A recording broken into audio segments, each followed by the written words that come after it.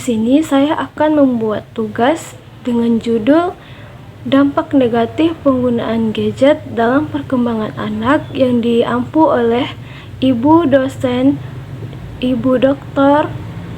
Yenda Puspita MPD.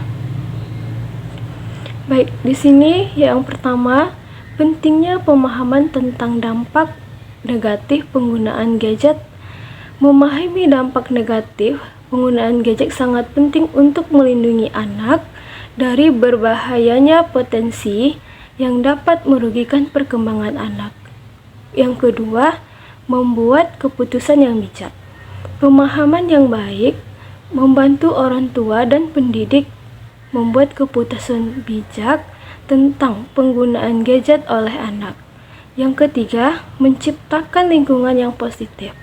Dengan memahami dampak negatif, orang tua dan pendidik dapat menciptakan lingkungan positif dan sehat untuk perkembangan anak. Selanjutnya, ada dampak fisik.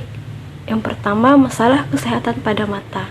Paparan cahaya biru dari layar gadget dapat menyebabkan kelelahan mata, mata kering, bahkan kerusakan mata pada jangka yang panjang. Yang kedua, ada masalah tulang dan otot.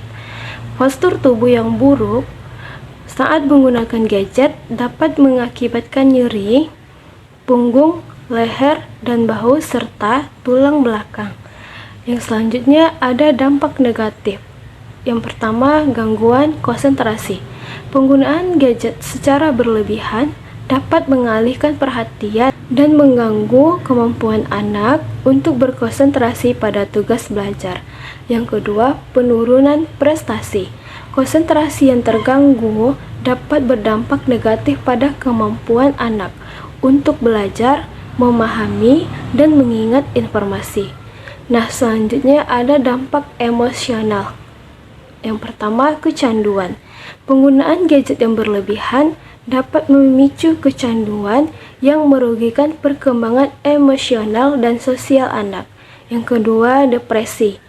Perbandingan dengan dunia maya yang sempurna dapat menimbulkan perasaan rendah diri, kesedihan, dan depresi. Yang ketiga, ada kecemasan.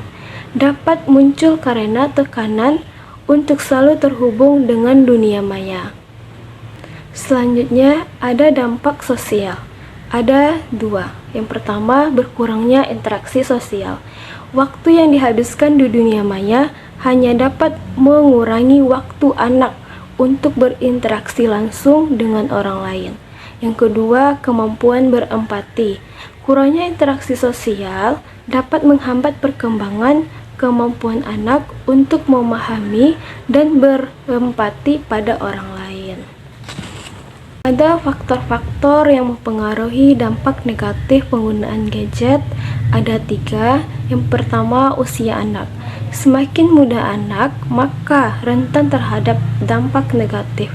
Yang kedua, ada durasi penggunaan. Durasi penggunaan gadget yang berlebihan meningkatkan risiko dampak negatif pada anak. Yang ketiga, ada konten yang dikonsumsi. Konten yang tidak pantas atau kekerasan dapat berdampak buruk pada perkembangan anak. Selanjutnya, ada peran orang tua dalam mengatasi dampak negatif penggunaan gadget. Yang pertama, komunikasi yang terbuka. Yang kedua, membatasi penggunaan gadget pada anak. Yang ketiga, ada memantau konten. Keempat, aktivitas alternatif. Nah, ada strategi yang efektif untuk membatasi penggunaan gadget pada anak. Yang pertama yaitu menjadi teladan. Orang tua harus menjadi teladan dalam penggunaan gadget yang baik untuk anak dan mencontohkan yang baik pada anak. Yang kedua, ada zona bebas gadget. Terapkan pada anak untuk zona bebas gadget di rumah seperti ruang makan dan kamar tidur. Yang ketiga, ada kegiatan bermain. Libatkan anak dalam kegiatan yang bersama yang tidak melibatkan gadget seperti bermain outdoor, memasak, atau membaca. Nah, yang terakhir ada kesimpulan dan saran.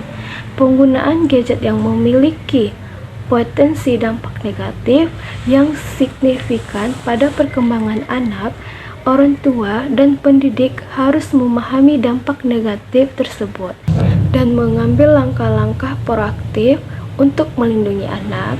Dengan menciptakan lingkungan yang mendukung perkembangan anak yang sehat, orang tua dapat membantu anak untuk memanfaatkan teknologi secara bertanggung jawab dan positif.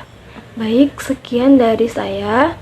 Terima kasih. Wassalamualaikum warahmatullahi wabarakatuh.